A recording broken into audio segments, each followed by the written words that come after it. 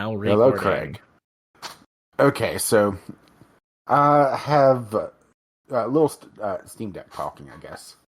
So the Steam Deck has, of course, the Steam Link built into it. Now, the problem with the Steam Link is that it's tied solely to Steam stuff, right? Right. Well, I've been toying around with a secondary streaming method called Moonlight. Moonlight is from NVIDIA and is a more general PC gaming streaming solution. And basically, there's a version of Moonlight that they've developed that's been developed for AMD video cards, like I have, called Sunrise. You see where we're going with this, right? Yep. And using the Moonlight on the Steam Deck and Sunrise on my computer, it gives me a more general gaming focused streaming service that I could use on local gameplay. So I've actually been able to remote into my computer and start firing up stuff in Game Pass and have it work just like Steam Link would. It has been kind of a game changer on that front. It makes me wonder if I should continue with Game Pass Ultimate. That is extremely interesting. That actually makes me want to try setting something up like this. Yeah, so what you want is this. I'm going to send you Sunrise. It's from GitHub. Okay. I haven't done a lot of customization of it, but you could really get into the weeds of it, whenever you launch Moonrise on whatever device. It doesn't have to be the Steam Deck. You could do it on your phone, that sort of thing. You could build shortcuts to remote into Sunrise and fire up the program before Moonlight actually starts streaming to make it act more like the Steam Link. Only it's for anything on your computer without having to run it through Steam and having the oddities that goes there. Yeah. And this has been one of the better streaming solutions I've found because I've obviously done like Team Viewer, trying that, and it's not gaming focused, Yeah. It's focused around like productivity and maybe grabbing a file. Yeah. Or just turning the computer off, which honestly sometimes still use it for that. Yeah, I use TeamViewer pretty extensively for helping, like with IT with my, my family, because I'm the tech guy in the family. So I use TeamViewer a lot, and I have tried to use it for streaming before. Like, I wonder if this would work. It does not. No, it just doesn't have the frame rate on it. Yeah, Sunrise and Moonlight does. Okay, I'm gonna look into that. I probably will not have anything to report by next week. I got a lot of projects going right now. I think I mentioned this to you in a little bit of our text chat, or maybe not. But, as part of the events from last week, which we talked about off of recording, I am redoing my entire office, and I've got some standing desks that I put in here, and so that I can have space to work on stuff, 3D printer, painting projects. And like my office is a wreck. It collects projects from everyone. I have my own I put in here. Katie brings stuff in here. My kid puts stuff in here. So, and they just pile up. And I'm like, okay, I'm doing, like, this is going to help me feel better. It's going to help me focus. It's going to help me, like, manage everything that's going on. Like, give me something to do. And so my office it looks like a disaster in some ways. It does look cleaner than it has in a while because I have been, like, checking projects off of the list this past week. So I got to get those things done before I start any new projects. But like, I would love to set up, kind of a streaming to like within my own home, like set up little boxes on like the living room TV or, the TV in the bedroom or the TV in the living room to give people access to my PC gaming library within reason, but Yeah. I don't want them to have everything, but I have so many games and so much to share with people Um, and sometimes that can be limiting the way that Steam game sharing and family sharing and stuff works. Sometimes it's weirdly limiting. So, yeah, only one person in the library at a time. yeah, which this would not help solve that, but it would be easier to set up, and because there are limits to how many like Steam accounts can be set up for family sharing and things like that. So, there are people that are here in the house because like people's work schedules and everything like 24/7. Like I could set up, my computer as more like sort of a home server or something. I don't know. Like my mind is like going wild with, like potential projects for this, but gonna gotta put the brakes on that for a minute. But this is fascinating. I love this. I have never heard of this before, so thank you. Yeah, I've been wanting to use it before, but I'd always thought it was tied to NVIDIA hardware. I did not realize that somebody essentially rebuilt the client version, or sorry, the host, to be essentially hardware ambiguous. So when I was trying to figure out, how to access Game Pass on the Steam Deck from my home computer. And first thing I think of is, well, this is essentially a Steam link, right? With a few added bells and whistles. Can I just do the hook? And for some things it would work, but I could never get it for like SnowRunner, for example, was like one of my chill out games to play. So kind of gave up on that. Xbox streaming, for whatever reason, SnowRunner is considered a separate instance, so it didn't have cloud saves on it. So sucks, but okay. Which for SnowRunner that would have been perfect, right? Yeah. And then I found some people talking about this, and it works so well. I do have to set up, have a mouse on a trackpad to be able to launch things.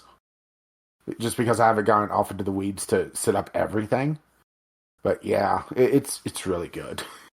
And it also has the option for internet streaming, so streaming to onto the internet from to your device. It does have a PIN, so there is security to be able to log in. Yeah. You basically pair the client and the host with a PIN. So, turning on internet streaming doesn't put you out on the internet for anyone. And then, you could be, at the local library and streaming from your computer. Obviously, more latency, but I always find neat things, huh? Very, very interesting, very neat things. Yes, indeed. But yeah, I like last thing. Just like real quick, like swinging back around because I was gonna say this and then you start telling me about this. If you want to do multiplayer in Baldur's Gate 3, just I could, because it's drop in, drop out nature for multiplayer. Mm-hmm. I could just drop into the game, your game. And I mean, unless you wanted to start a new game, but I could just drop into your game and I would just like be along for the ride. I would let you do all the conversations and everything, and I would be whatever character you needed me or wanted me to fill out on your team. Because whenever you join a game, it just matches my XP, like the person joining to the hosts. Mm-hmm. That way, you start you're at the same level. So I'm guessing you're probably what, level 5, level 6, maybe? Level 5, yeah. Yeah. I just got to the point where you get that first real power bump. Yeah. Level 5 is huge for... Yeah, Karlak and Tino's. He's a halfling. I have to have a ridiculous name, right? That is very cute. Yeah, level 5 is a huge power bump for all the martial classes because they get multi-attack. Yeah. That's huge. Yeah, I'm less hip on spellcasters right now, mostly because it feels like there's this whole, this is too good to use for all my good spells, so I'm on my catnips or cat trips. Yeah. Which are okay, but they're not great. Level 4 or level 5 is also a pretty big bump for spellcasters Mm-hmm. for their cantrips because they get double dice. Yeah, So they start to get a little more powerful. Yeah, there's a couple of them that have double dice, but some of them don't. I'm not sure what the distinction is. Yeah. But like Gale's Eldritch Blast has double rolls on it, but some of his other stuff doesn't. Yeah. I'm not sure what the distinction is. Well, see, Eldritch Blast is by far the most powerful cantrip in the game. Mm-hmm. Especially if you take the Eldritch Invocations that make it stronger. Mm-hmm. But like for wizards and sorcerers, things like, let's see, Firebolt and Frost Blast or whatever it's called, Cold Touch, which does necrotic damage. They all get extra dice. I think it's it might be 4, 8, and 12, where they get one more additional damage dice. There are ones that do other things, like Hex. Hex never gets more damage dice that it rolls, despite like you will be casting it at a higher level. Pretty much, like Warlocks primarily use Hex. There's ways you can get it with other spellcasters, but the way that Warlock spells work, like you will always be casting Hex at higher than first level, but it never gets an extra amount of damage dice. Yes, we haven't toyed around with Warlocks yet. I think my next one might be a Bard. But yeah, but so anyways, something different. Yeah, but so anyways, like I could just jump. I would just dive into yours and be along for the ride. Two of my favorite classes to play are clerics and paladins, which both are extremely strong in kind of different ways, and both do a lot of healing. So I like to play support. But yeah, I might respec Shadowheart, and I've seen some people talking about how her specialization isn't great. Yeah, Life Cleric is a good one for Shadowheart because they get, Life Cleric, because they get so much, their healing is so much better. And that's kind of Shadowheart's default role in the lineup, is to be the healer. And the,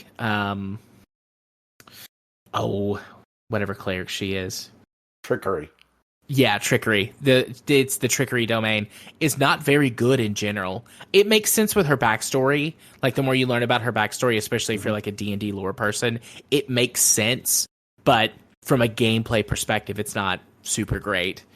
There's some utility in it, but for the most part, like I don't use any of the disguising, and invisibility has utility, but lots of times it's the opportunity cost of going invisible as opposed to doing something else is not worth it. So life domain is really good. War domain is also really useful. That makes her a little bit more of a martial type character. So she can do a lot more damage up close and personal, but still maintaining the full caster thing that a cleric is. I mean, right now I essentially have two melee fighters. Gale, which is slinging spells, and Shadowheart that occasionally throws out a useful heal. Yeah. The when it comes to cleric's combat power, do you have? I think you do. I think you've got your third level spell slots now. Yeah. By level 5. The oh shit, what's it called? It's the cleric spell that makes you have guardians. Maybe it's called spirit guardians. I had the living weapons. Yeah, Spirit Guardians is a spell that you can get. You get 3 Spirit Guardians, and you can choose either necrotic or radiant damage. Yeah, I do have that. That is so good. Especially in Act 2. The types of enemies that you fight. That ability is so good. But anyways, yeah. Shadowheart as a Trickery domain cleric is not super great. Life and War domain, good. So is a Tempest. Tempest cleric is a lot of fun. You can use your channel divinity to just do maximum damage with a lightning or a thunder attack, which is a lot of fun to hit somebody for like 70 lightning damage. Fuck you. So, but yeah. Anyways, that if you wanted to play sometime, I could just drop in and then drop out. Like you wouldn't have to change your save file or anything. I mean, we haven't had a game to play in a while. We have not. We have not. All right. If we're still gonna do the show, we should probably get started. It's almost 10:30. Right? Yeah. Do you have your stuff up, Audacity and your VGL award stuff? Wish I had ice cream. I wonder if there's any ice cream downstairs in the freezer. Mm-hmm. That would be good. How am I supposed to know this? Go check. Go check in my freezer and see if there's any ice cream in there. I'll wait patiently. I've had so much soup. I'm getting tired of soup. It's not been cold enough for soup here, or it'll get cold enough and then it immediately stops. Yeah. So I haven't only had soup like one really good time.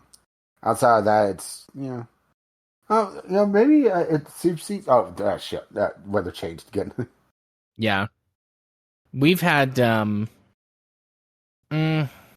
it's been warmer the last couple of days, but I mean, up until the last couple of days, it was still like in the 40s and 50s. But we had soup 3 days last week, but of course, there's always extras and leftovers, and I've been just like eating soup for lunch every day at work. I made like a more traditional vegetable beef stew, and then made a seafood soup, which kind of is more like chowder, honestly. It was this recipe I found called Mariner's Delight. Shrimp, kind of any kind of fish, just like whatever you've got available. Rice, some vegetables, and then I chose to smoke some corn to go with it because people wanted smoked corn. And then I made like corn sounds good. It's very good. I made some homemade croutons as well because we had a whole bunch of bread that was starting to get stale, which is perfect for making croutons. But anyways, it turned out to be more like a chowder, which wasn't bad, but like the recipe described it as being more soupy and less thick, but it was still good. What did I say? Vegetable beef soup or beef stew, seafood soup, and then we had like a like a hamburger beef or like a hamburger vegetables soup, which was also good, but it's like a lot of soup. Also, I think that's weird to think about. Like, I used to never eat soup. Like, I didn't hate soup, but it was like I only ate soup if I was sick. And now, especially like if the temperature's right, I'm like, oh, soup, chili. These things sound lovely to me. For about 5 minutes, right? Maybe I'm old. One of my favorites. What a good bowl of chili. Yeah. And the thing is, I pretty much have to make it myself because there's not a place around here that makes decent chili. Yeah. I don't know of anywhere around here that makes decent chili either, now that I think about it. I mean, we make chili on a somewhat regular basis. Like, I think all of us have our own, like, chili recipe that we've gotten from, somewhere or other over the years. But, yeah. Good stuff. I like chili. Oh. All right. There's my stuff saved. Good to go on that front. And my initial save. I think I'm going to go see if we've got ice cream, and then regardless, have something to munch on. Maybe watch a YouTube video. Do what? Go sick a pickle, right? I might, actually. I have never made it a secret that I love pickles, and I eat them regularly. So, but yeah, I might, depending on what I find down there to munch on. But yeah, do that. Eat a little snack, watch a YouTube video or two, and then crawl into bed. I'm just making my initial save. I'm going to run some post-processing, upload this, and then go the fuck to sleep because I have work tomorrow afternoon, but I have to catch the bus at noon. You got work tomorrow afternoon / evening? Yeah, I have evening shift. The bus drops me off at the mall. Well, they call it a mall, but shopping center at 1 for my 4 o'clock shift. So Yeah. I go hang out at the library. Fun day. Long day. Yeah, it's just kind of annoying. All the more reason to eventually get some sort of even junker car, right? Yeah. Looking at my schedule for tomorrow, I don't remember having like a crazy day. Oh, come on. Database login failure. I'm also sitting here flipping through one of the cookbooks you sent me. Yay. Oh, yeah, tomorrow's not too bad at all, at least for the moment. Let's see if that holds. Why did they schedule her for only a 30-minute appointment? What's up with that? Typo?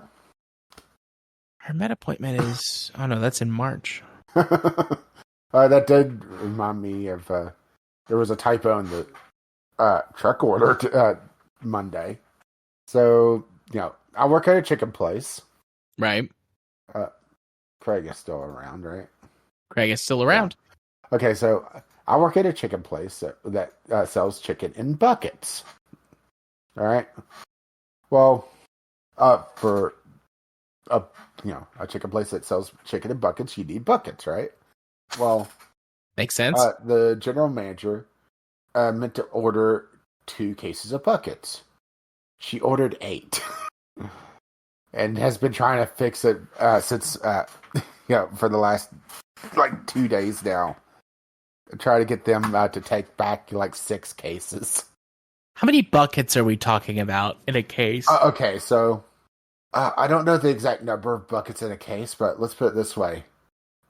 2 boxes stacked on top of each other is taller than me. Oh, wow. So lots and lots of buckets. Yeah. We've been fielding ideas of what to do with the buckets if they don't take them back.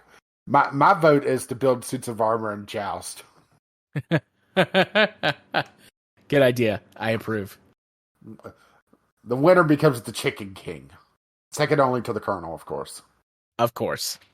Yeah, that's awesome. I love that idea. We have debated building a fort or a castle as well. I mean, if we're going to have our grand joust, we have to have a castle, right? Yeah. Can't do it without it. There's also been ideas of building Chicken Sensei a home in the walk-in for him to live in. That's also cute. But yeah, the GM today was making a sign to put on the boxes saying, "Please take these back with you." I got too many. Please stop. I did feel the idea of on the next order, instead of putting a whole number in, put a negative number in. To see if they would take it. That's interesting. That would be neat if it worked. I don't feel like it would, but who knows? Maybe.